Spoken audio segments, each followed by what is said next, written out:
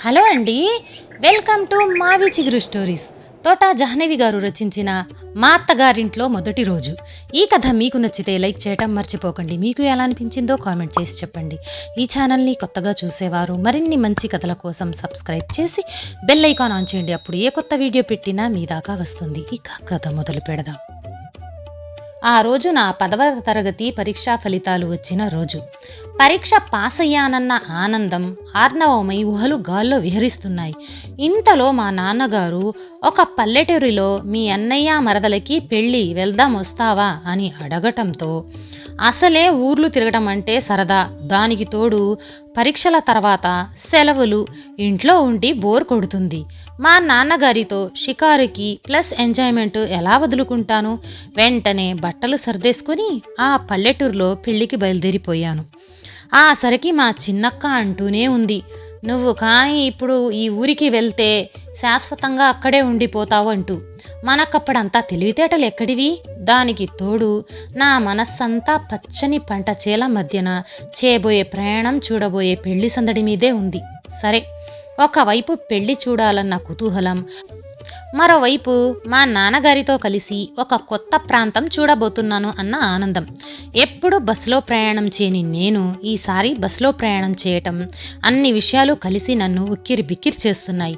బస్సులో ప్రయాణం చేస్తున్నంతసేపు దారంతా పచ్చని చేలు, చిలకాకు పచ్చ చీర కట్టుకున్న ముగ్ధ మనోహర అందాలు కనులకు ఇంపుగా కనబడుతుంటే, చేల మీద నుంచి వచ్చే చల్లగాలి మనస్సును మరో లోకంలోకి విహరింపచేస్తుంది.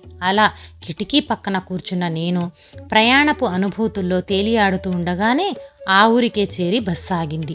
అటు పట్నానికి పల్లెకి మధ్యన ప్రధాన రహదారిలో దిగిన మేము 4 అడుగులు వేసేసరికి విశాలమైన వీధుల్లో ఒక పెంకుటింటి ముందు చుట్టూ మామిడాకుల తోరణాలు కట్టిన కొబ్బరాకులతో వేసిన పెళ్లి పందిరి, అందులో పేడతో అలికిన బియ్యపిండితో అందమైన ముగ్గులతో సిద్ధం చేసిన పీణే మీద పెళ్లికి అన్నీ సిద్ధం చేస్తున్నారు.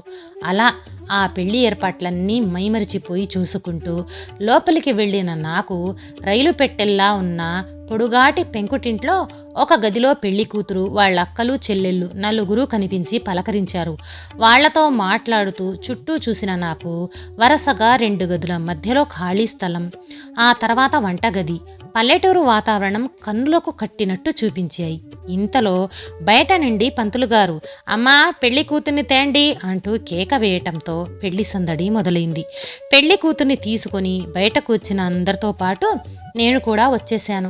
పల్లెటూరులో 30 ఏళ్ల క్రితం నాటి ఆ పెళ్లిలో ఇప్పుడిలా అంతగా ఆర్భాటాలు లేవు. దానికి తోడు వ్యవసాయ కుటుంబంలో తల్లి లేని 4 ఆడపిల్లల్లో 3వ కూతురి పెళ్లి. ఇక చెప్పటానికి ఏముంటుంది? ఎలా జరిగి ఉంటుందో మీరే ఊహించుకోండి. పెళ్ళైపోయిన తర్వాత మరీ ఆ చిన్న ఇంట్లో వచ్చిన వారికి చోటు లేకపోవటంతో ఆ పక్కన ఉన్న ఒక డాబా ఇంట్లో మాకు పడుకోవటానికి చోటు చూపించారు.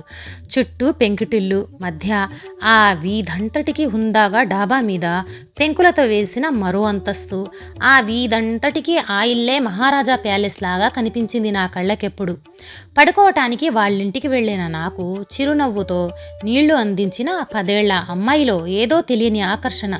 నీళ్లు తాగేసి గ్లాస్ లోపల పెట్టడానికి వెళ్ళబోతున్న నన్ను ఆపేసి నా చేతిలోని గ్లాస్ తీసుకుంది ఆ అమ్మాయి.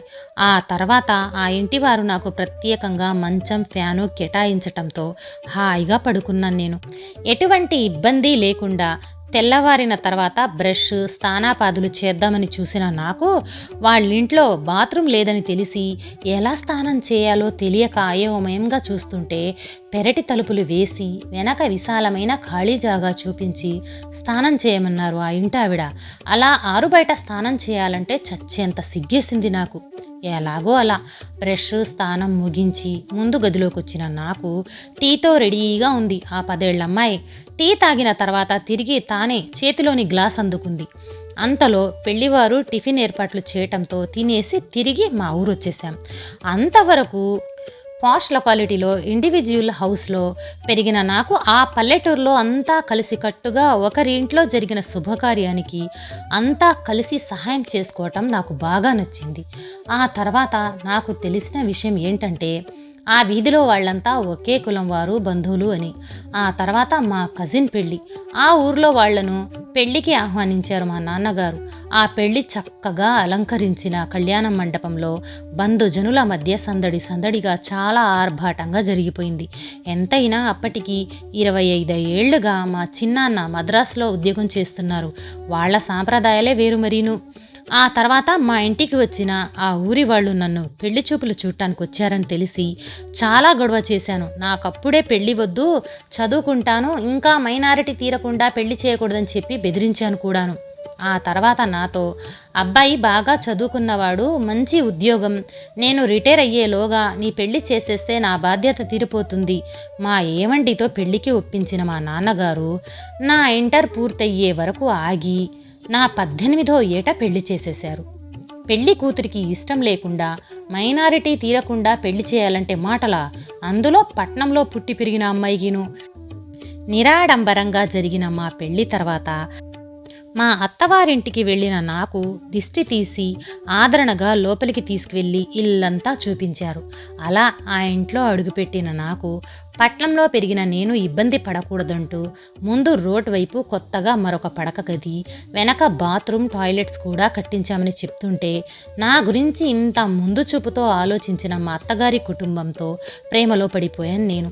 ఆ తర్వాత నాకు నీళ్లు అందించిన ఆ 10 ఏళ్ల అమ్మాయితో నాకు స్నేహం గంధంలా పరిమళించింది. ఇంతకు మా అత్తగారిల్లేదో మీకు అర్థమయ్యే ఉంటుంది అని భావిస్తున్నాను. అవునండి, ఆ అందమైన డాబా ప్యాలెసే మా అత్తగారిల్లు. ఆ 10 ఏళ్ల అమ్మాయి వారి ఏకైక కుమార్తె, నా ఏకైక ఆడబడుచును. అంటే నాకు తెలియకుండానే ఆ ఇల్లు, ఆ వాతావరణం, ఆ మనుష్యులు నా మది దోచుకోవటమే కాకుండా ఎటువంటి ఆర్భాటాలు లేకుండా, నా ప్రమేయం లేకుండానే మా అత్తగారింట్లో నా మొదటి రోజు గడిచిపోయిందన్నమాట. ఈ కథ నచ్చితే లైక్, షేర్ చేసి తప్పకుండా సబ్స్క్రైబ్ చేయండి.